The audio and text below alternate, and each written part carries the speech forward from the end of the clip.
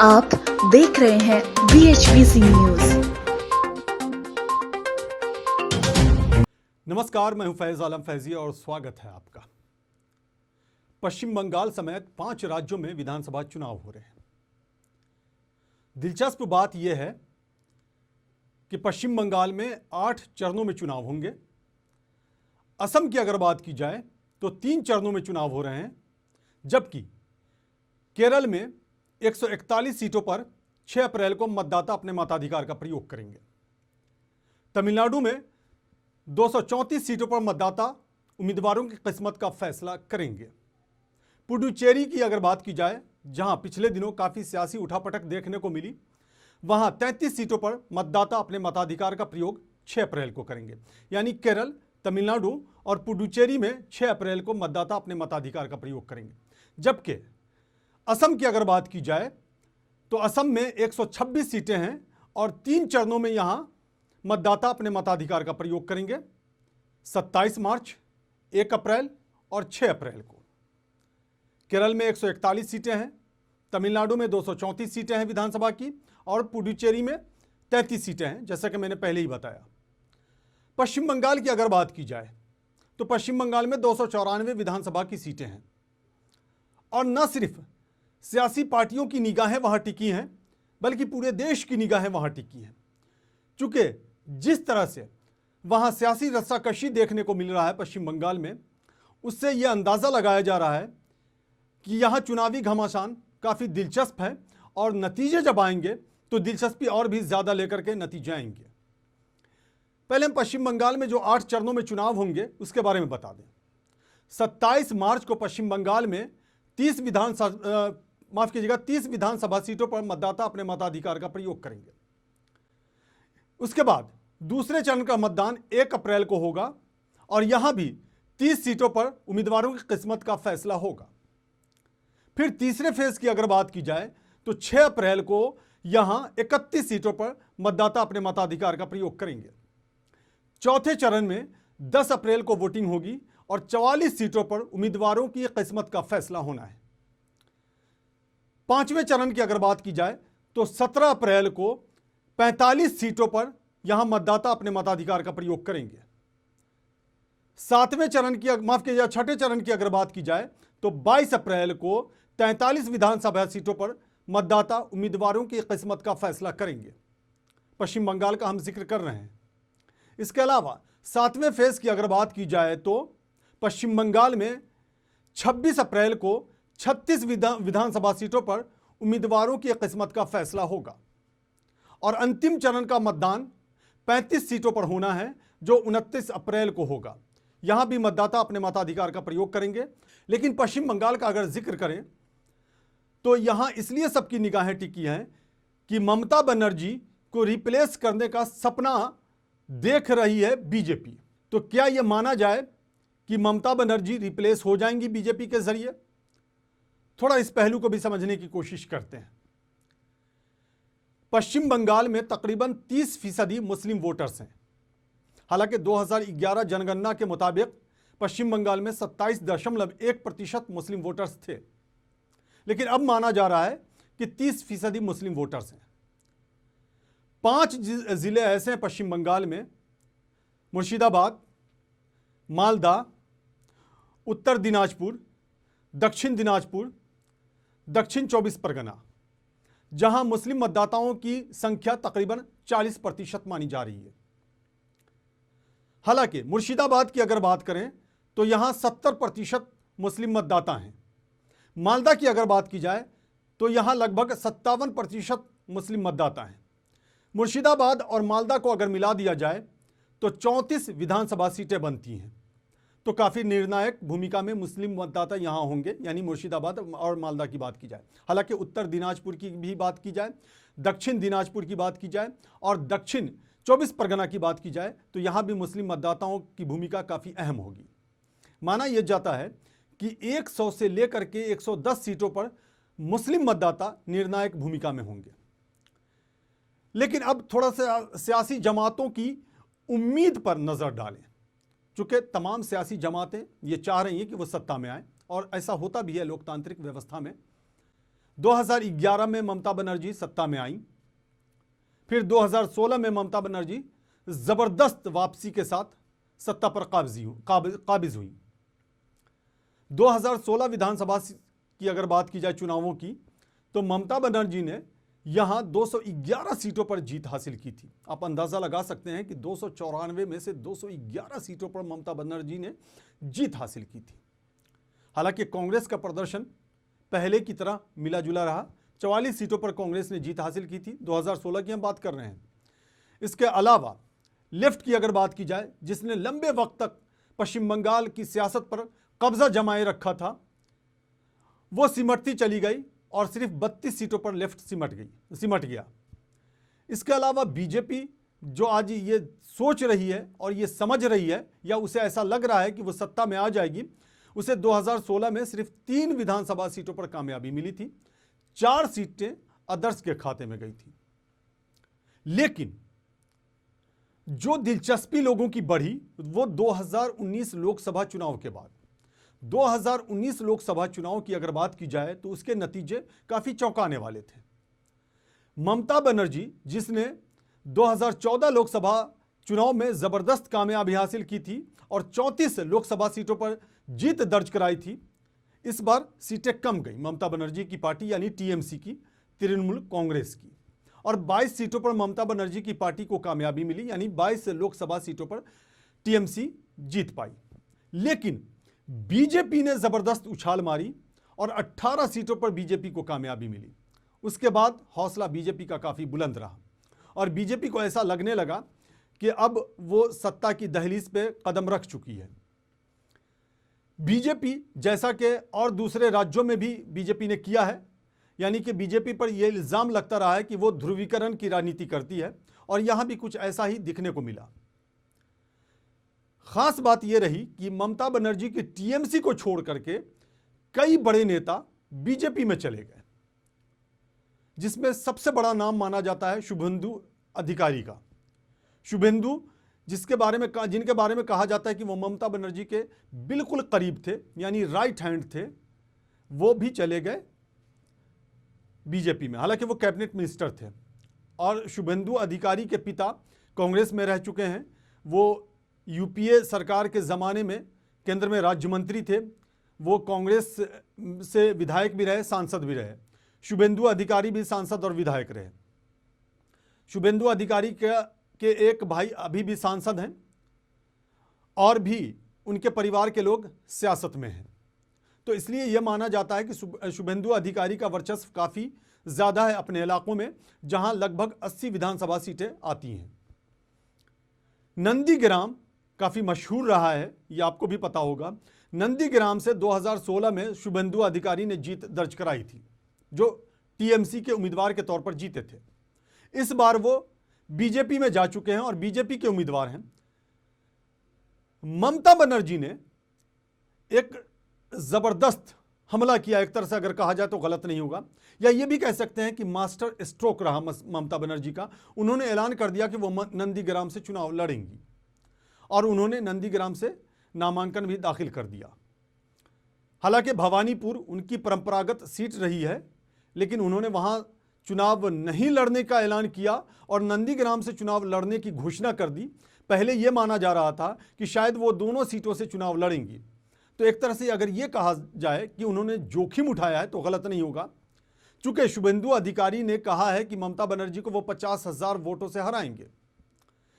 ममता बनर्जी ने शायद शुभेंदु अधिकारी को घेरने के लिए ही नंदीग्राम से नामांकन किया। हालांकि नंदीग्राम में जब चुनावी सभा को संबोधित कर रही थी नामांकन करने के बाद, तो उसके बाद एक हादसा हुआ जिसमें उनके पैर में चोट आई और वो हॉस्पिटलाइज हो गई, जिसको लेकर के भी सियासत काफी तेज हुई। तो अब यह माना जा रहा है कि नंदीग्राम में शुभेंदु अधिकारी को ममता बनर्जी ने घेर दिया है, जिसकी वजह से शुभेंदु अधिकारी दूसरी जगह फोकस नहीं कर पा रहे हैं। बीजेपी के साथ जैसा कि विशेषज्ञ का मानना है कि दिक्कत यह है कि अपना कोई खास चेहरा नहीं है और टीएमसी से ज़्यादातर आए बड़े नेता हैं जिसे प्रोजेक्ट किया जा रहा है। हालांकि दिलीप घोष जो प्रदेश अध्यक्ष हैं बीजेपी के, वो हमेशा सक्रिय रहते हैं, उन्होंने बीजेपी को ऊपर उठाया भी है। कैलाश विजयवर्गीय जो वहाँ के प्रभारी हैं बीजेपी की तरफ से, उन्होंने भी बड़ी कोशिश की है, लेकिन बीजेपी की तरफ से भी एक मास्टर स्ट्रोक खेला गया जैसा कि माना जा रहा है और बॉलीवुड स्टार मिथुन चक्रवर्ती को बीजेपी में शामिल कराया गया। हालांकि मिथुन चक्रवर्ती टीएमसी से राज्यसभा सांसद भी रह चुके हैं। तो कुल मिलाकर के काफी दिलचस्प होता दिखाई दे रहा है पश्चिम बंगाल में जो सियासी उठापटक है उसके मद्देनजर अगर बात की जाए तो। लेकिन हम थोड़ा सा और आगे बढ़ के इसको समझने की कोशिश करते हैं। ममता बनर्जी अपने दमखम पर अकेले चुनाव लड़ रही हैं। ममता बनर्जी 294 में से 291 सीटों पर चुनाव लड़ रही हैं। अपने उम्मीदवारों को उन्होंने उतारा है, यानी टीएमसी की हम बात कर रहे हैं। जबकि 3 सीटें ममता बनर्जी की पार्टी ने अपने सहयोगी के लिए छोड़ा है। बीजेपी चुनावी मैदान में पूरे कसबल के साथ है, लेकिन जो वाम दल हमेशा यानी लंबे वक्त तक पश्चिम बंगाल में काबिज रहा है, उसकी स्थिति यह है कि उसे कांग्रेस से गठबंधन करना पड़ा पिछली बार की तरह जो लोकसभा चुनाव हुए थे। और उसके बाद एक नई पार्टी का गठन हुआ है, इंडियन सेकुलर फ्रंट यानी आईएसएफ। ये फुरफुरा शरीफ के पीरजादा हैं अब्बास सिद्दीकी, उन्होंने ये पार्टी का गठन किया है। तो आईएसएफ, लेफ्ट और कांग्रेस का गठबंधन है और तीनों मिलकर के चुनावी मैदान में है। हालांकि असदुद्दीन ओवैसी की ऑल इंडिया मजलिस इत्तेहादुल मुस्लिमीन भी चुनावी मैदान में कमर कस चुकी है।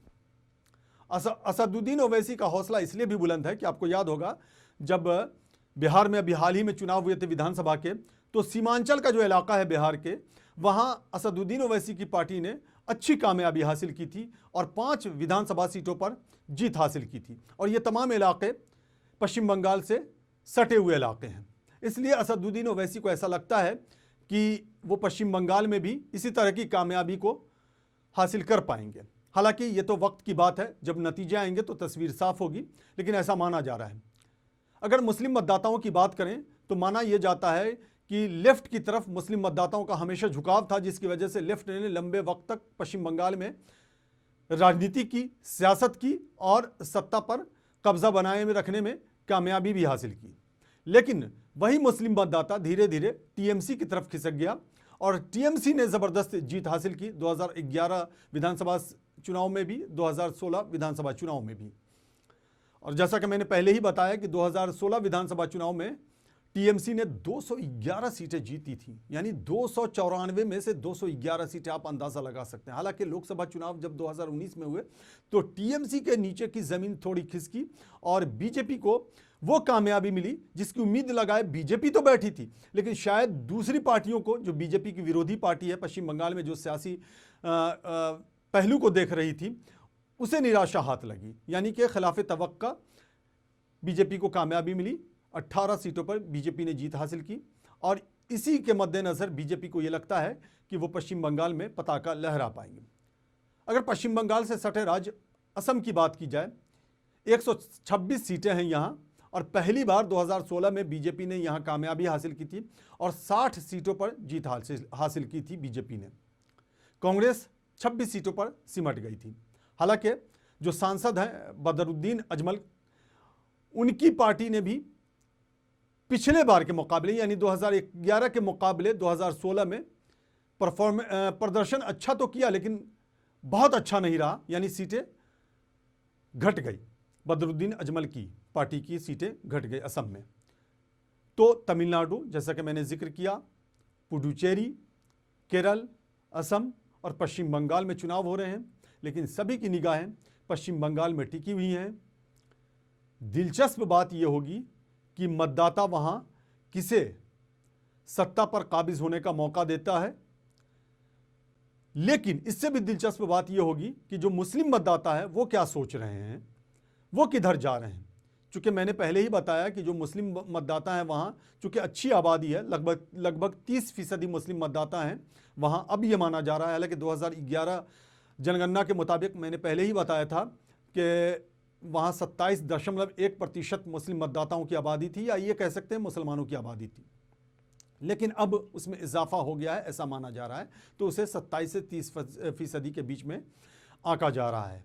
तो अगर एक तरफ मुस्लिम मतदाता अपने मताधिकार का प्रयोग करते हैं तो इसमें कोई संदेह नहीं कि उस पार्टी को उसका लाभ मिलेगा, उसका फ़ायदा मिलेगा। हालांकि कुछ प्रतिशत वोट मुसलमानों का बीजेपी की तरफ भी जाता है। अगर असम की बात करें तो वहाँ जो मुसलमान हैं, बंगाली बोलने वाले और बंगाली न बोलने वाले मुसलमानों के बीच में खाई है, और माना गया था कि 2016 विधानसभा चुनाव में वहाँ मुसलमान मतदाताओं का एक बड़ा तबका बीजेपी की तरफ चला गया था, यानी बीजेपी को वोट उसने किया था, जिसकी वजह से बीजेपी को बड़ी कामयाबी मिली। चूँकि असम में मुसलमान मतदाताओं की संख्या 30% से ज़्यादा है, तो बीजेपी भी उम्मीद लगाए बैठी है। और ख़ुद प्रधानमंत्री जब चुनावी सभाओं में जा रहे हैं, जाना शुरू कर दिया उन्होंने, या बीजेपी के नेता जा रहे हैं, तो बहुत ही संभल कर बोल रहे हैं। ममता बनर्जी ये उम्मीद लगाए बैठी हैं कि एक मुश्त मुस्लिम मतदाता उनकी तरफ झुकेगा और उन्हें कामयाबी मिलेगी। इसी तरह लेफ्ट और कांग्रेस ने फुरफुरा शरीफ के जो पीरजादा हैं उनकी पार्टी के साथ गठबंधन किया है, जिसको लेकर के कांग्रेस के अंदर से भी आवाज़ उठी थी कि ये गलत कदम उठाया गया है। तो उसे उम्मीद है कि मुसलमानों का एक बड़ा तबका उनकी तरफ आएगा, उस तरफ आएगा, यानी जो ये गठबंधन उस तरफ आएगा। आपको बता दें कि हुगली में फुरफुरा शरीफ है, और दक्षिण बंगाल की अगर बात की जाए तो तकरीबन 2500 मस्जिदों पर दखल है फुरफुरा शरीफ का, तो इसलिए वहाँ भी उम्मीद लगाए बैठे हैं। लेकिन परंपरागत रूप से अगर मुस्लिम मतदाताओं की बात करें तो परंपरागत रूप से पिछले काफ़ी वक्त से या पिछले काफ़ी सालों से कह सकते हैं कि मुस्लिम मतदाता टीएमसी की तरफ झुका हुआ है, यानी टीएमसी की तरफ जाता दिखाई दे रहा है। लेकिन इस बार कहाँ जाएगा ये काफ़ी दिलचस्प होगा। तो ये बिल्कुल तस्वीर साफ है। केरल का भी हमने जिक्र किया, जहाँ एलडीएफ और यूडीएफ के बीच सीधा मुकाबला माना जा रहा है। एक वाम दलों का मोर्चा है और एक कांग्रेस का मोर्चा है। अगर तमिलनाडु की बात की जाए तो वहाँ डीएमके कांग्रेस का गठबंधन है, जबकि बीजेपी ने एआईएडीएमके के साथ गठबंधन किया है। हालांकि वहाँ असदुद्दीन ओवैसी की पार्टी भी जा रही है। पुडुचेरी का मैंने पहले ही जिक्र किया और कहा कि वहाँ किस तरह से सियासी उठापटक हुआ, और जो वहाँ मुख्यमंत्री थे कांग्रेस के नारायण सामी, उन्हें इस्तीफा देना पड़ा था, यानी कि कांग्रेस के कई विधायकों ने इस्तीफा दे दिया था और कांग्रेस अल्पमत में आ गई थी कांग्रेस की सरकार, और वहाँ उठापटक का ये नज़ारा देखने को मिला। तो काफ़ी अहम है पुडुचेरी भी, तमिलनाडु भी, केरल भी, असम भी, लेकिन सबकी निगाहें पश्चिम बंगाल पर टिकी हैं। और दिलचस्प बात यह है कि पश्चिम बंगाल में ध्रुवीकरण करने की राजनीति जोरों पर चल रही है। बीजेपी पर यह इल्ज़ाम लगाया जाता है कि बीजेपी ध्रुवीकरण की राजनीति कर रही है, और बीजेपी वाले तृणमूल कांग्रेस पर यह इल्ज़ाम लगाते हैं कि टीएमसी तुष्टीकरण की राजनीति कर रही है। देखने वाली बात यह होगी कि जब 2 मई को नतीजे आएंगे तो क्या नतीजे लेकर के आ रहे हैं, बिल्कुल उस दिन तस्वीर साफ हो जाएगी। लेकिन इसमें एक चीज़ और मैं जोड़ना चाहूँगा अंत में, कि आपको पता है कि 3 नए कृषि कानूनों के खिलाफ किसानों का प्रदर्शन लगातार जारी है। किसान 3 नए कृषि कानूनों को रद्द किए जाने की लगातार मांग कर रहे हैं। साथ में एमएसपी को भी कानूनी गारंटी के दायरे में लाए जाने की मांग कर रहे हैं किसान। और इसके मद्देनज़र दिल्ली एनसीआर की 3 सीमाओं पर किसान लगातार प्रदर्शन कर रहे हैं, सिंगू, टिकरी और गाजीपुर बॉर्डर।